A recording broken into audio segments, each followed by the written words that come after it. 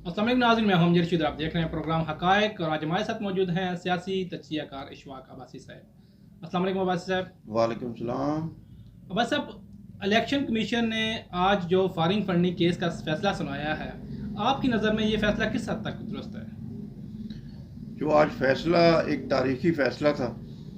आपके इस सवाल का जवाब देने से पहले मैं जिस शख्स ने ये केस इलेक्शन कमीशन में लेकर गया, जो शख्स अकबर एस बाबर, उसे मैं सलूट पेश करूँगा। उसे पूरी कौम सलूट पेश करेगी, क्योंकि उस ने जिस हिम्मत के साथ, जिस सब्र के साथ और जिस तरह ये मुकदमा लड़ा है, जिस तरह ये केस लड़ा है, वो वाकई वो उसकी जुर्रत को, उसके हिम्मत को, उसके जज्बे को सलाम है कि वो इस शख्स को उसने बेनकाब किया पूरी कौम के सामने।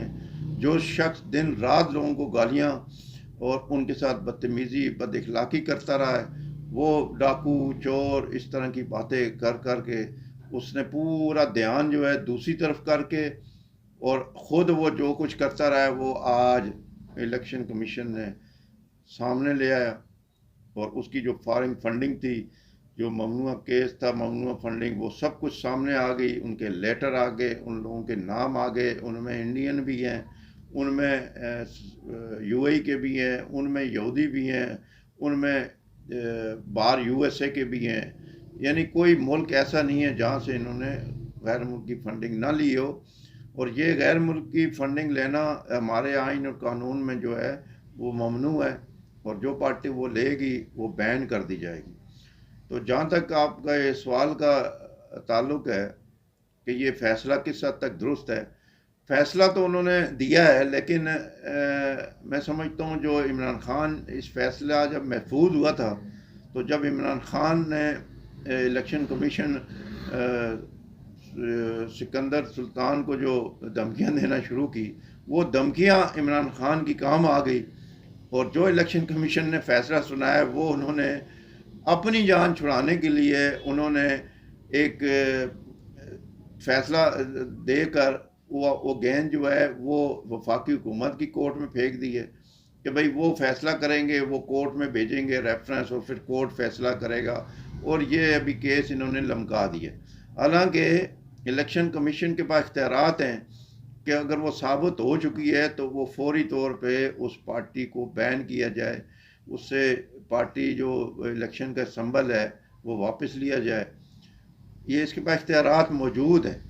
लेकिन वो जो इमरान खान ने धमकियाँ और दोष और ये चीज़ें जो करते रहे, वो उनके काम आई।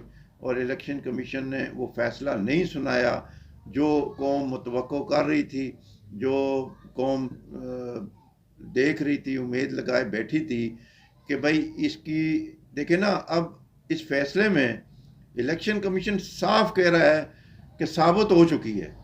उन्होंने नाम भी दिए हैं, लेटर भी दिए हैं, और 15-16 मेरा ख्याल है वो जो इन्होंने अकाउंट है वो इन्होंने शो ही नहीं कराए। फिर इमरान खान ने बयान अल्फी जो है वो झूठा साबित हुआ। फिर जब आप कह रहे हैं कि सब कुछ साबित हो चुका है इन्होंने लिए, फिर इसमें सज़ा आपने क्यों नहीं दी? आप क्यों नहीं उसे बैन कर रहे? वजह क्या है इसकी? देखिए ना, जो फंडिंग आई है वो उस फंडिंग से इस मुल्क में इंतशार और फसाद डाला गया। इस मुल्क को, इसकी मुल्क की मैशियत ख़राब करने के लिए धरने दिए गए। और आज जो हालत है मुल्क की, वो उसी फंडिंग के नतीजे में। ये जो धरने दिए जाते थे, करोड़ों रुपए खर्च किए जाते थे, ये कहाँ से आते थे? तो जो फंडिंग देता है वो कुछ वसूल भी करता है ना, कुछ वैसे कोई भी नहीं देता।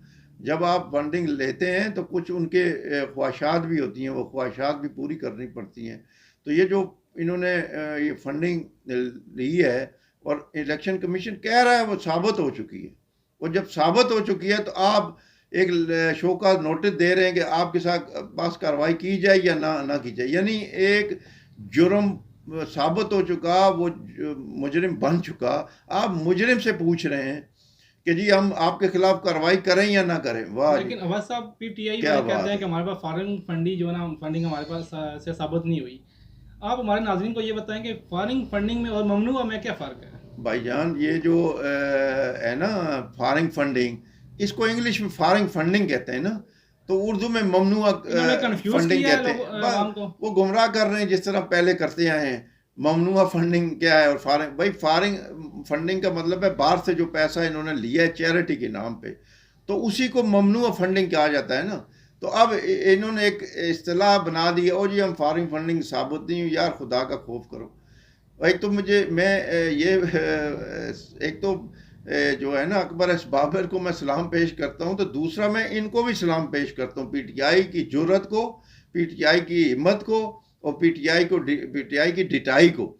जिस डिटाई से और जिस बेशर्मी से ये लोग दिफा करते हैं, हमें तो समझ नहीं आता किस दिल से और किस दिमाग से ये बात करते हैं कि इनकी जुर्रत को सलाम है कि ये फिर भी खड़े रहते हैं और फिर भी ये बात करते हैं जी नहीं जी हमने तो कुछ किया ही नहीं, हम तो यहाँ सादिक व अमीन है।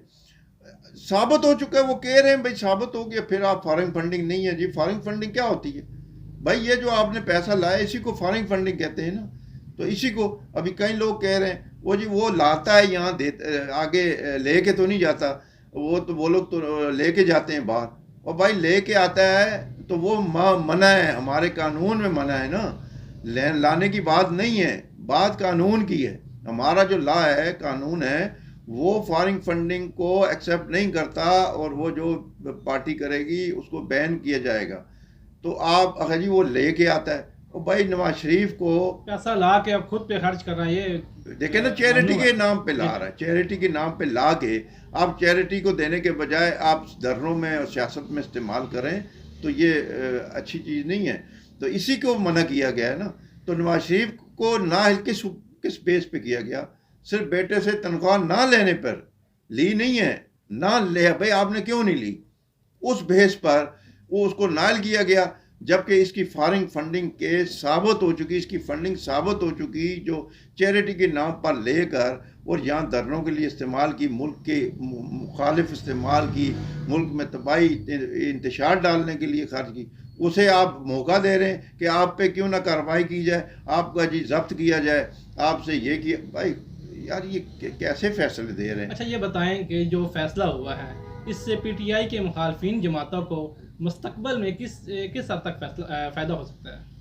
ये तो सियासी तौर पे तो उन्हें फ़ायदा ही होगा ना। लोगों को वो उनको एक मिल गई है कि भाई ये सनद याफ्ता डिक्लेयर जो है वो इसने चोर साबित हो गया है। ये लोगों को चोर कहता रहा है, उन पे तो साबित नहीं हो सकी।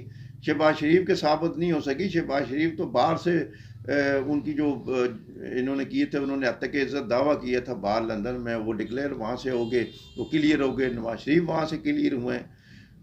जरदारी साहब पे कोई एलिगेशन लगाई है, वो साबित नहीं हो सका। सब पे किया लेकिन साबित नहीं हो सके। साबित तो ये हो गया, चोर तो ये साबित हो गया है ना इमरान खान। तो अब अभी तक मानने से कासर है जी, वो ना माने ना। ये देखो एक इदारा है, आईनी इदारा है इलेक्शन कमीशन। अब जिससे सुप्रीम कोर्ट है, उसने जिस तरह भी किया, साकिब निसार साहब ने जिस तरह भी किया है, नवाज शरीफ को उन्होंने नायल करार दिया, और सुप्रीम कोर्ट का एक डिसीजन आया था ना, उस पर ही वो नायल हुए थे। तो ये भी एक इदारा है, आईनी इदारा है, कोई वैसे आम इदारा नहीं है।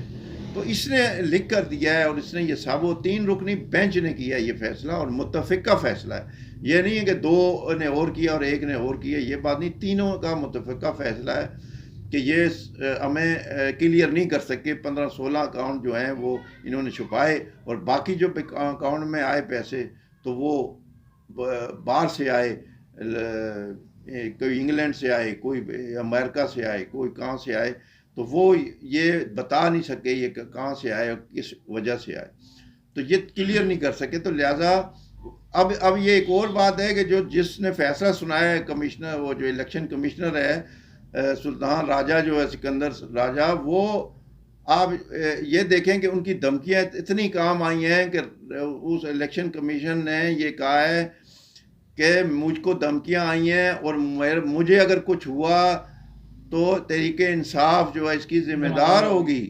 यानी वो इमरान खान की इतनी धमकियों से मरहूब हुए हैं, और ये फैसला भी इसीलिए वो क्लियर नहीं दे सके।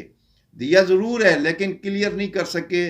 उन्होंने यही धमकियों की वजह से ही वो फैसले को थोड़ा सा उसमें डंडी मारी है, वरना ये क्लियर फैसला है, जब जुर्म साबित हो गया तो फिर वो जुर्म हो गया, फिर तो जो जुर्म हो जाता है हथकड़ी लग के अंदर हो जाता है। लेकिन ये इसको तो उन्होंने फिर छूट दे दी है कि जी ये आपके खिलाफ कार्रवाई करें या ना करें। ये कभी किसी इदारे ने या FIA ने या पुलिस ने या सुप्रीम कोर्ट ने या किसी ने भी ये दुनिया में किसी ने कहा है कि जी आपके खिलाफ कार्रवाई करें ना करें, जबकि जुर्म साबित हो चुका है। ये तो ये वाहिद इदारा है, ये वाहिद फैसला है दुनिया का जिसमें खुद पूछा जा रहा है कि आपके खिलाफ कार्रवाई करें या ना करें। मुद्दई से पूछा जा रहा है। मुद्दई नहीं, मुजरिम से पूछा जा रहा है कि भाई आपके खिलाफ कार्रवाई करें या ना करें। ये एक मज़ाक़ खेज़ बात है, और ये तो इदारों की जो है ना मज़ाक़ है, और ये हंसी उड़ाते हैं लोग कि ये कैसा फ़ैसला इन्होंने किया है कि मुजरिम से पूछ रहे हैं कि जी आपके पास फ़ैसला किया जाए ना। इस तरह तो हर बंदा यही कहेगा, नहीं जी मेरे खिलाफ ना करें, तो आप क्या कहेंगे, नहीं करेंगे उसके खिलाफ। तो ये एक मज़ाक़ खेज़ जो है ना वो उन्होंने ये फ़ैसला दिया है कि भाई आपके खिलाफ करनी है नहीं करनी, शोकॉज़ नोटिस जारी किए थे। भाई ये फैसला फिर 8 साल क्यों लटकाए रखा? ये क्रिमिनल केस था, ये 1 महीने में फैसला हो जाना चाहिए था, 2 महीने में हो जाता, 3 महीने में हो जाता, 6 महीने में हो जाता।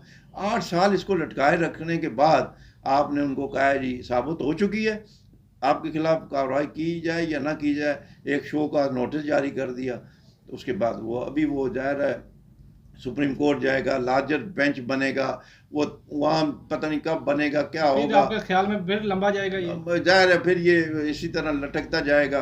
कल उसकी हुकूमत आ जाती है अगर तहरीक इंसाफ की, तो ये सब उड़ा के रख देंगे ये लोग, तो उसमें ख़त्म हो जाएगा काम। तो इस तरह के फैसले वो मुल्क के लिए नुकसानदेह साबित होते हैं। आप ये ना देखें कि इमरान खान मकबूल है, आप कानून को देखना है, आपने ये नहीं देखना कौन कितना मकबूल है। भुट्टो जो जुल्फ़िकार अली भुट्टो कितना मकबूल था, जब सुप्रीम कोर्ट ने झूठा फैसला दिया या किसी के दबाव पे दिया, उन्होंने दिया और भुट्टो जुल्फ़िकार अली भुट्टो फांसी चढ़ गया। इसी तरह कई लोग जो जिला वतन हुए, कई लोग जो है हथकड़ियाँ लगी कईयों को, तो वो झूठे थे या सच्चे थे, लेकिन उनको लगी हथकड़ियाँ। तो ये फैसला इन्होंने मेरे ख्याल में तो वो दुरुस्त फैसला नहीं है। बहरहाल देखते हैं अभी आगे क्या होता है। शुक्रिया वाजिद साहब। नाज़रीन ये थे इशफाक अब्बासी साहब जिनका तज़किया आपने सुना। इसके साथ इजाज़त दीजिए। हमारे चैनल को लाइक, सब्सक्राइब और शेयर करना ना भूलिएगा। अल्लाह हाफिज़।